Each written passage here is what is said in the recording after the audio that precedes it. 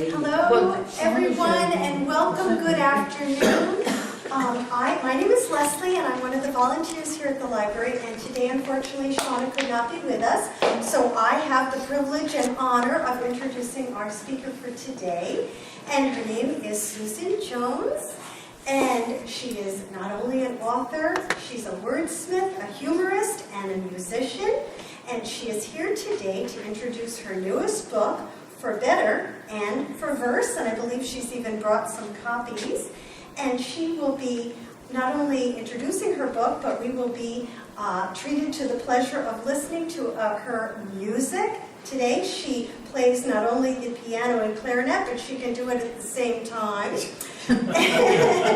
She is not only a professional musician, but she is a librarian, and she also has her bachelor degree, her baccalaureate degree in German. And while she was a librarian, she was a corporate librarian, if I understand correctly. She was asked to do a Word of the Week service for some of her fellow employees, and that is when she began writing vocabulary verse. She has compiled 2 books from her collection of light verse, and each word includes definitions and pronunciations, of course, commentary, relevant quotations, and best of all, an original verse highlighting the word with often amusing results. And today we will get to meet her and hear from our author as she introduces her second compilation, For Better and for Verse, which will incorporate musical selections. And so without further ado, we have our wonderful speaker today.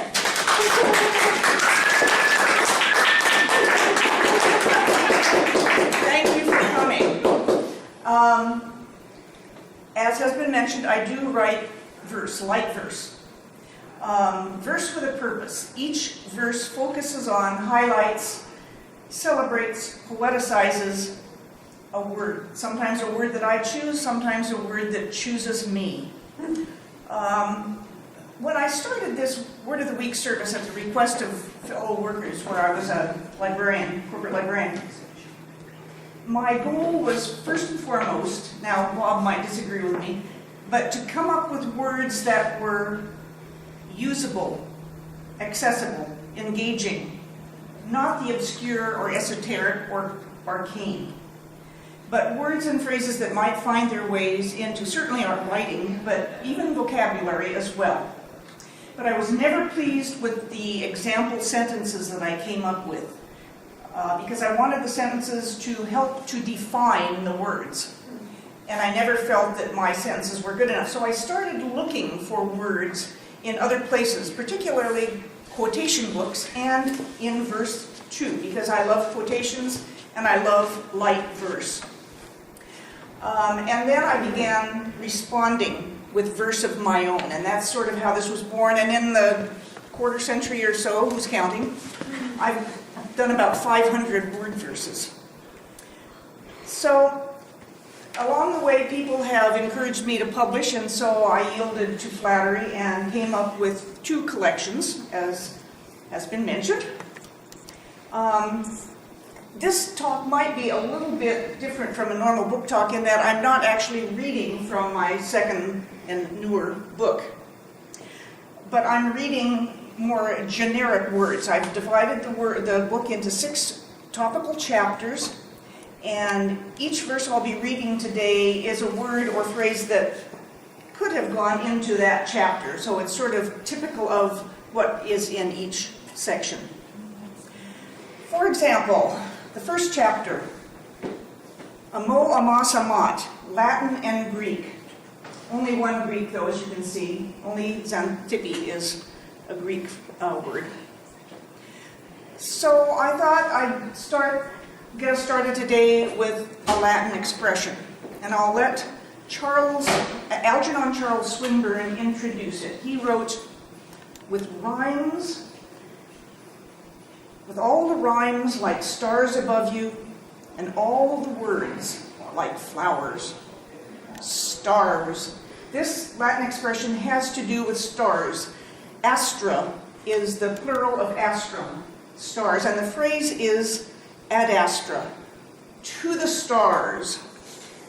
We see the word astra in, for example, the word astral, which means starlight or celestial. Now, sometimes the expression ad astra is used alone. Sometimes you see it in the company of a couple of other words. Sometimes ad astra per ardua or ad astra per aspera, which means through hardships or difficulties.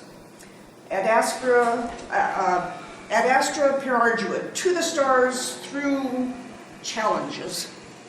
And all three of the expressions have been used a fair amount in, like for mottos, state mottos, fraternities. Now, Bob might say this is an exception to my accessible rule. But he's wrong. But at any rate, I do like Swinburne's reference to all the rhymes, like stars above you. And I wrote this verse with that in mind. Rhymes, like the stars above, celestial verse, and flowering words, twinkling glow disperse. A stellar rhythm in the firmament is pulsing upward in a steep ascent ad astra to the stars. There, all around, a cosmic sonnet, poetry unbound. And as for you, who sneer at twinkling verse and flowering rhyming words, this little curse. May you be exiled, launched, and very soon ad luna, to the dull, prosaic moon. Remember Ralph Cramden on The Honeymooners? I remember seeing a cartoon of two astronauts landing on the moon, and one says to the other, "It's Alice Cramden." I read a quotation that the author John Steinbeck used to sign books sometimes with a drawing of a flying pig next to the motto, ad astra per alis porsi, to the stars on the wings of a pig. Astra, stars. There's another Latin word for star, stella, which we're probably more familiar with. And I think this tune that I'm going to play we probably learned as children. And even those of us who didn't take Latin perhaps learned at least a little of the Latin translation. So here is a familiar tune for you. But first, I want you to be thinking, because, I have a prize basket here, and I want to take any of this home. So I want it to get passed around, or you can come traipsing up or whatever. And if you get the right answer, or even if you think you could have had the right answer, please take some. So my question for you today is, who wrote the variations to this very familiar tune you're going to hear?